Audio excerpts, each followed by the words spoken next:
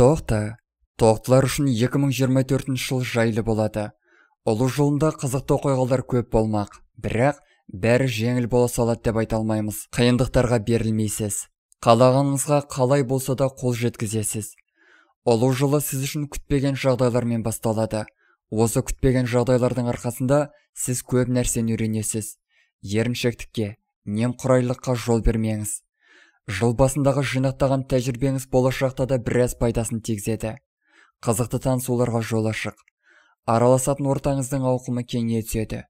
Бұл жақсылықты іскерлік саланы дамыту барысында орынды қолдана біліңіз.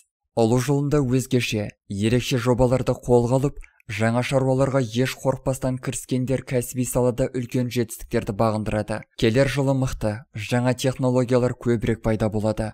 Сол технологияларды қолдана отырып, іскерлік салаңызда бұрын-соңды болмаған жетістіктерге жете аласыз. Жеке өміріңізде де күтпеген өзгерістер орын алуы мүмкін. Басында бұл өзгерістер сізді алаңға салғанымен, кейіннен жағдайлар сізге қолайлы бағытта өрби бастайды. Жылдың екінші жартысында барынша батылырақ болуыңыз керек.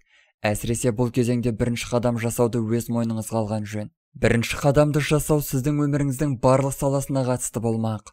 Жұлдыздар бірінші қадамды жасауда қызбалықпен, ашумен бастауға болмайтынын ескертеді. Тоқтыларға қызбалық қасиет тән болғандықтан, әр қадамды 7 рет өлшеп алу керек.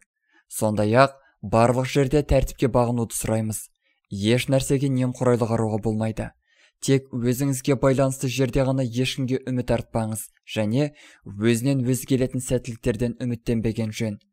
Бұл кезеңде ерекше жағдай орын алып, алдыңыздан жаңа мүмкіндіктерге есік ашылады.